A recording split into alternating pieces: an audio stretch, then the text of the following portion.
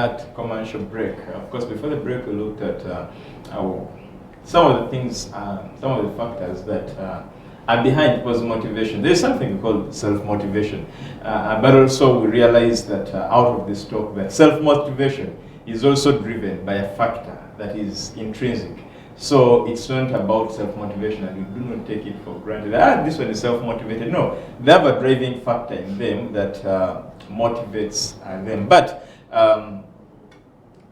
before the break, I'll not bring back the other line. Why exercise? You need muscle. You do need muscle. When you're training, it's true. When you're training, and I was telling this, actually, I was teaching my mentee right after we were done walking. I said to her, exercise has to have both strength, flexibility, endurance, and what's the one? There are 4. And so you can't do one exercise, walking. So I was trying to tell her, because she walks a lot, I was saying walking reduces muscle. And that is bad for you because your bones, your muscle, everything, it needs build up. When you increase your muscle mass, it increases your metabolism, I think. I hope I'm getting this right before the doctors come after me. It increases your metabolism and it helps you digest food faster. And so it's good for you because as you build muscle, your fat also begins to shrink, which is what you're looking for. When you're talking about loss of weight, they'll tell you no. What you're looking for is the shrinkage of your fat. So whether it's visceral fat, that's the middle, or this whatever fat, it needs to shrink. And so the reason you exercise, or one of the things you need to aim for when you're exercising, is to build muscle. Okay. So we know why we need to build muscle. Andrew, from here, go to gym. But anyway, how can employers, maybe we start with the employers, how can they motivate their employees, and then later we shall get back to the employers because they too need motivation. And sometimes we think they don't need motivation, but there's a lot that happens in their offices where we are not. So I think one of the things to build motivation, especially for employees, is to set clear and achievable goals. Nobody likes goals that they cannot achieve. It puts a damp on you every time they say this month have maybe 15 sales, and some months there's 0, some months there's 2, some months there's 3. Now, if you look through the chart, there's never been anybody that has achieved 15 sales in 1 month. And so when you set unclear goals or goals that are not achievable for most people are going to be demotivated. And so what do you do as an employer is to set clear and achievable goals, which my watch should learn to set clear and achievable goals. Because when I looked at the stats for this month, you count down days and amount of days you've left, and you tell yourself, I have no rest day until the end of the month. But setting clear and achievable goals is about creating a roadmap to success. Every time you start the year, have a roadmap for things that you want to achieve. The roadmap sets the actual activity, the how, the why, and it sort of shows you that this is what success looks like. You are painting a picture of what success looks like so that people are not guessing. Because when they start to guess, it becomes a difficulty. So you start to define for people, success looks like us achieving 3 sales every month. Rather than having impossible targets in the month, you know that the small bits that people can chew, when I set it for them, they will rejoice and be happy. So somebody who achieves 3 or 2 targets that month is motivated to keep going. And you have a reward system at the end of the day for them to be motivated. The other is to find out the why. Children these days ask a lot, why? When you tell them to do something, they say, why? I believe in violence. So I'm sure nobody likes to be asked. Nobody likes to be asked why, but the why is a fuel on the motivational engine. Because when people know why, then they're able to walk the talk.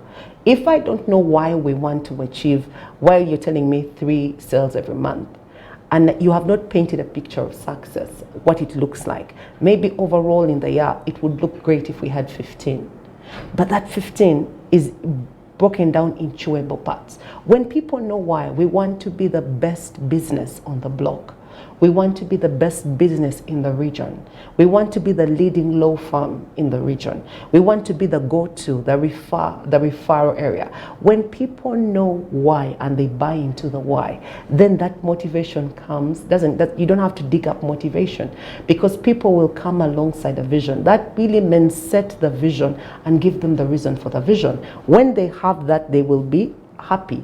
It goes without saying, celebrate small wins. Every time somebody wins in your team, celebrate it.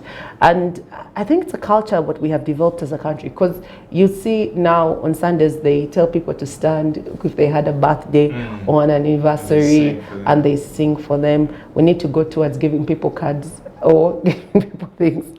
Yeah, but never overlook small achievements, because even in that, the gateman who may not be able to contribute to the sales and may not have a high bonus, when you celebrate that small win, they become good at what they do.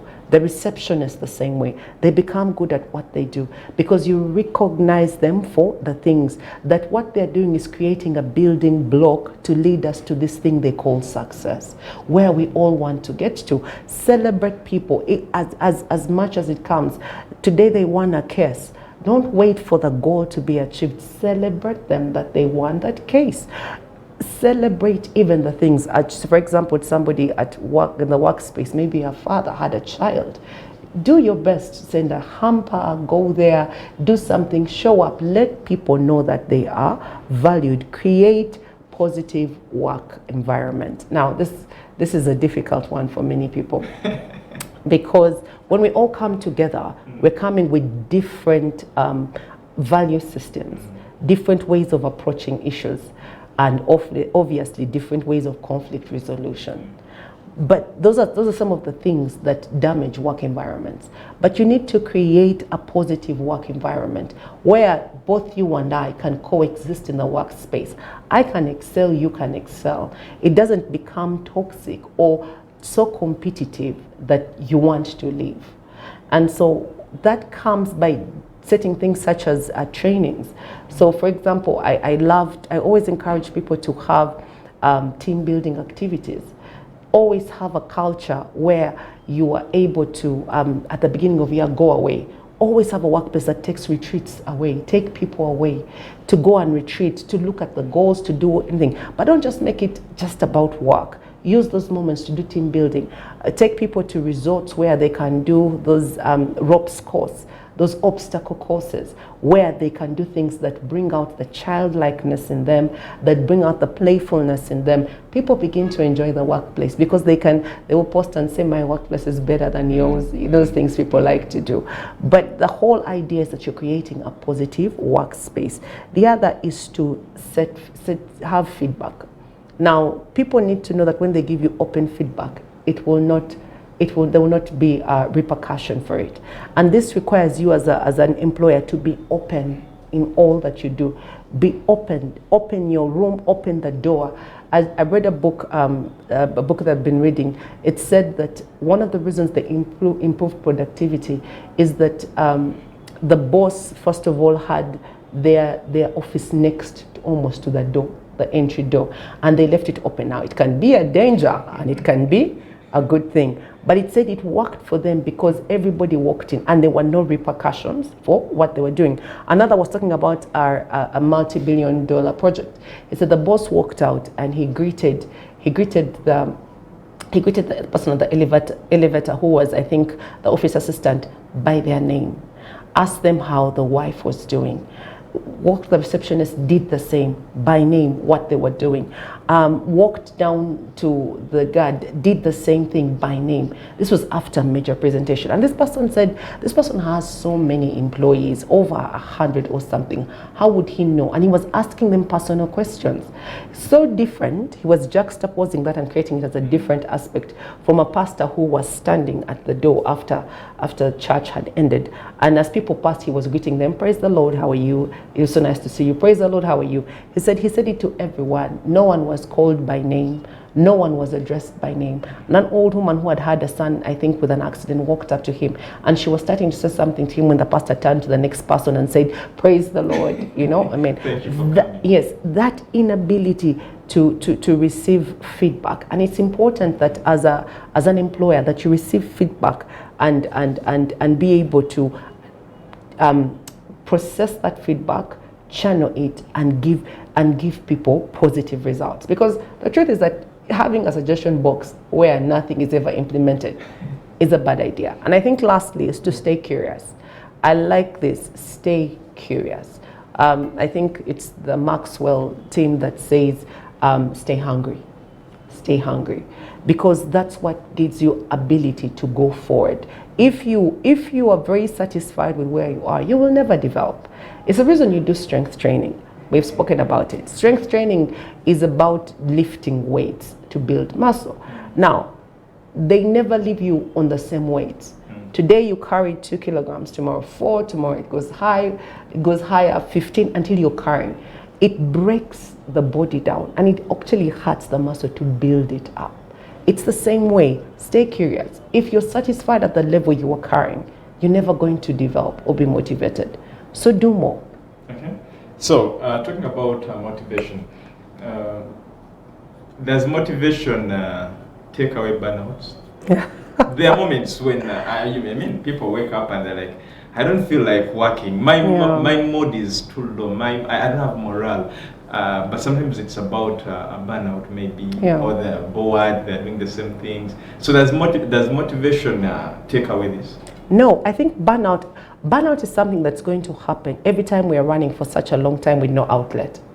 All of us need outlets at some point, and you need to know when to pull back and when to go forward.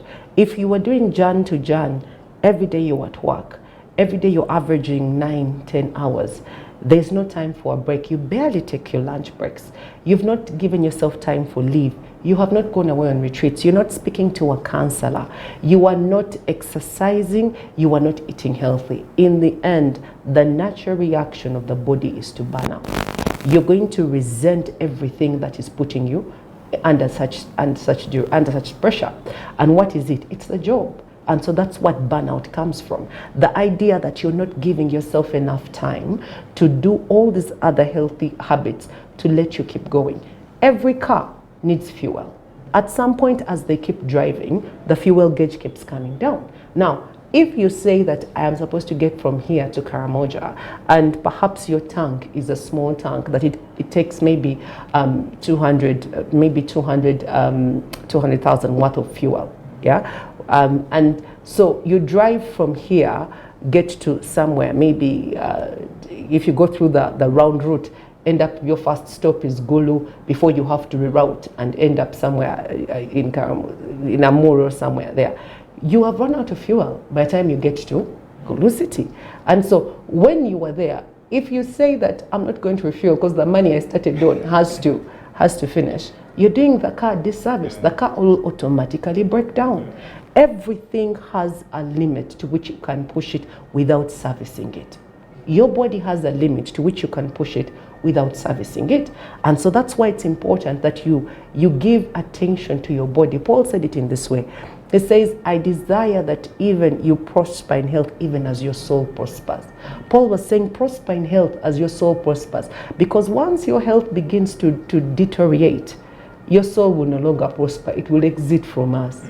And so it's important that you are actually servicing the body. Motivation and burnout, motivation is not going to work when somebody is at burnout level.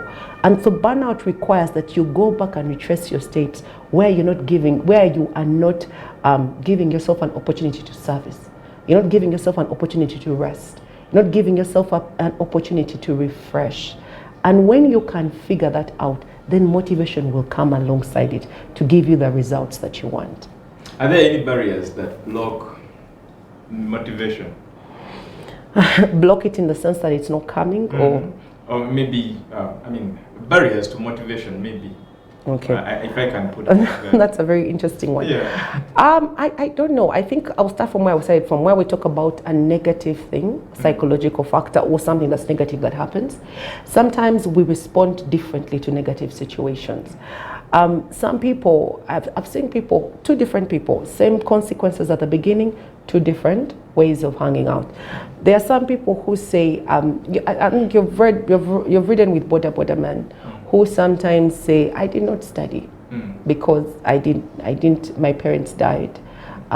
There was no one to help me, and this is all I can do. I can never amount to anything beyond this. His negative situation is what has brought him to where he is, and he doesn't think that he can go beyond that particular space. You'll have somebody else who went and built an empire, and yet they had the same circumstances. Family, they lost parents, they don't have where to go, but they said, this will not deter me, and so they worked hard to build what they are doing. And so your response to a negative situation is what can block your motivation, because when situations happen to us, we get to define the narrative the way we want it to be seen. We get to define our story and make our story a reality, or make it just a dream.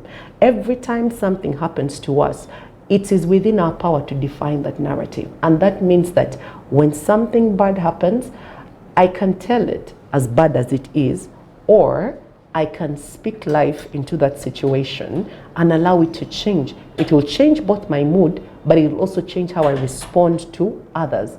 And so another thing that can also block it is an unhealed person. We go through trauma, and everybody goes through trauma in life, different traumatic circumstances, but trauma has a way of defining us and making us. Sometimes we go through trauma. You can go through trauma where you were abused and say, I will never get married. I never want to be with a man. No one can ever control me in life. In fact, it begins to shape your narrative, that you become very opposed to the opposite sex and start leading a movement down that road. Or it can look like someone becomes reckless with their lives and they do things. They are saying, after all, life happened to me, let me go on. You had the very sad story from, I think it was Kenya, where there's a gentleman who just spent years infecting people with HIV because he had been infected, and there were many married people in there. So imagine how many more times it transmitted to different people because of a silly decision. And so there's unhealed trauma, and unhealed people tend to, so it tends, that sort of unhealed trauma tends to hamper what you call motivation. In fact, it drives you in a negative space. It causes you to react in a way in a way that you should not ordinarily react. And that's the thing about trauma, that you have the opportunity to react in two different spaces. But because of our nature and human nature and the fact that we're human beings, we'll all automatically go through the negative side. And yet, if you are healed, you can get a ministry out of that. You can get an organization out of it.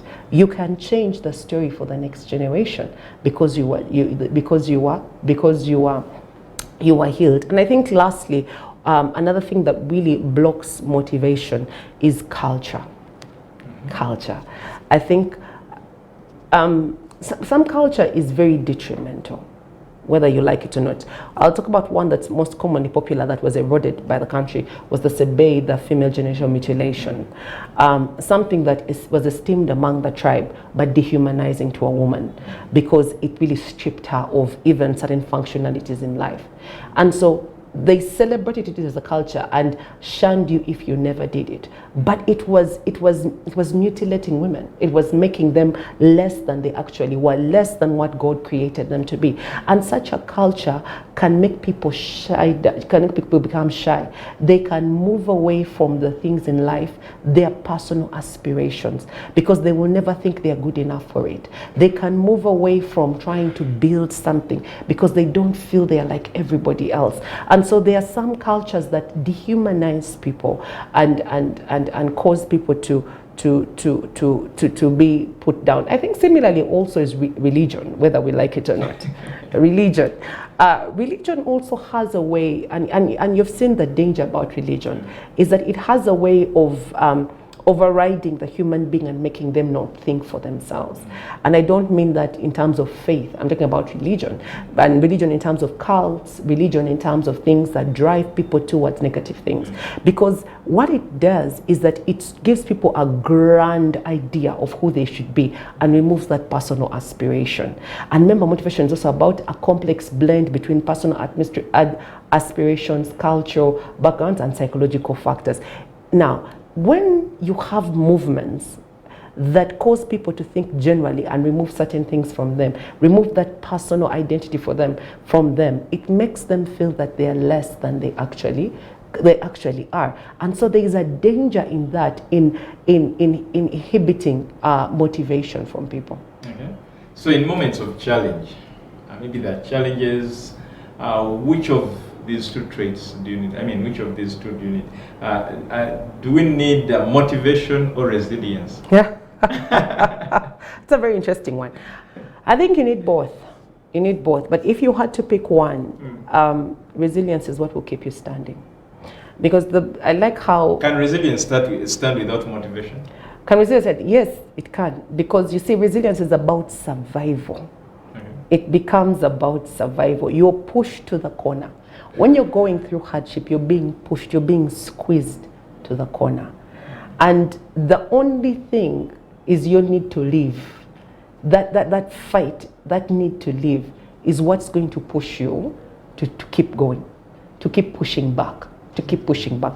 And of course, for some people, it's not there. They can decide to check out. But that's my understanding of it. Why? Because James 1, I think about 4 and 5, it says, let endurance have its perfect work. Because after endurance has had its perfect work, then you'll become mature. That resilience is endurance. Built in each of us is a certain force of resilience, a certain force to keep pushing back against the status quo, to keep pushing back against hardship until we see. Of course, you have seen many people when they check out of life, and I take their own lives, is because they are done trying to be resilient. It's not motivation that will help them. It's the ability to be resilient regardless of what comes your way. I was doing family devotion a few weeks ago, and I was asking people, what's the one thing that stands out about you? Actually, it's a more complicated question that makes you different from somebody else. What's unique about you? And somebody answered and said, I'm resilient. I said, so are many people. But it was something about them in the way they were saying it, is that I've been through hardship in life, and I have stood the test of time, and I have come out shining. And so when you're going through hardship, what you need to do is find that fight within you to survive. That fight is called resilience. So, in other words, motivation aside, and now push with resilience. Push with endurance to the very end. Yeah, but motivation will work because there are people, and the reason why I said that it goes hand in hand is because even in those dark moments when you're pushing back, you have to find somebody to speak something. That's the motivation. You have to find somebody to say something to you. And it's in the nature of God to always send you water in a desert. It's in the nature of God to always do so. I mean, I've gone through seasons in life and said, Lord, is there no stream in this desert? Is there no raven to feed? Is there no hope? The desert is not going to change, but there's a cup of water to remind you that there's still room ahead of you. Especially the raven story. Elijah is at his worst moment, and he's done. He said, Lord, I'm checking out. This is it, take my life. And I like what happens is that he sleeps. He has a very deep sleep. And the angel, actually the reference was earlier, the angel wakes him up and says, eat, for the journey is long. He was discouraged with no reason to go on. And it's the angel that comes and says, eat. He just kept giving him food 3 times until he gets up and says, get up and move. That is where motivation comes in such moments. When people have reached the end of their rope, give them a drink of water. Just show them there's a reason to go on, and they will keep going. Can motivation be used as a tool to especially attend to the subordinates' mental well-being? Yes, I think each of us is motivated by different things. When you talk about mental well-being, you're talking about mental health. Yeah. Now, mental health is vast and wide. And people can be, I like what the autistic people say, on a spectrum. So you can either be low on the spectrum or high on the spectrum. And each of us has emotional health to take.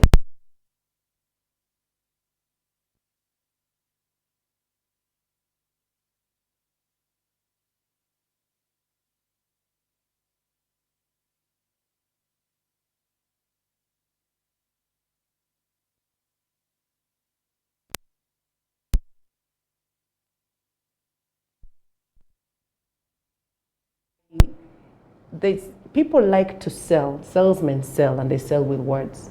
They sell you an idea.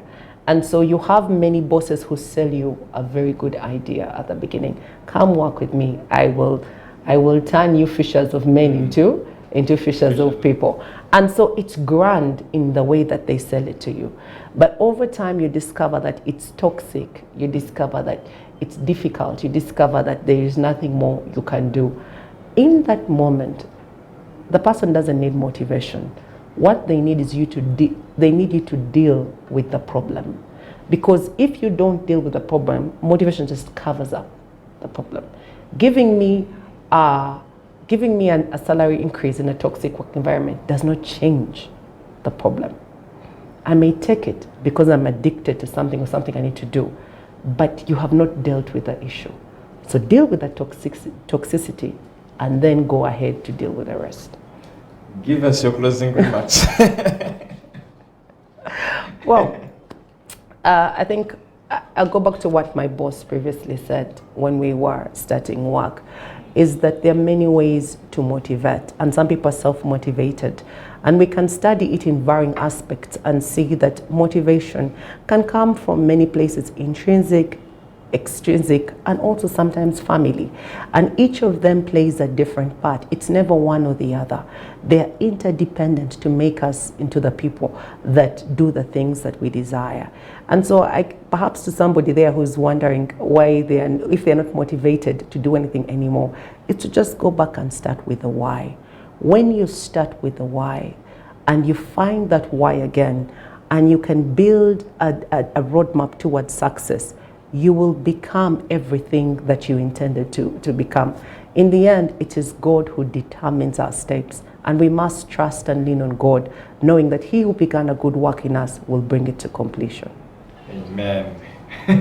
Thank you so much, Diana, and thank you so much to you, our viewer. Wow, it's been some interesting discussion, and I believe that you've picked out a thing or two. But all in all, thank you so much for watching. And in case you want to rewatch it, there is a copy of this program on YouTube. Share with your friends, share with your, with all you can share this message with. Probably that is ministry that you are doing. So we've come to the end of this program. Edrine Osteen Mukalazi, I've worked with Patience and Andrew, and from the entire team, wish you a blessed night.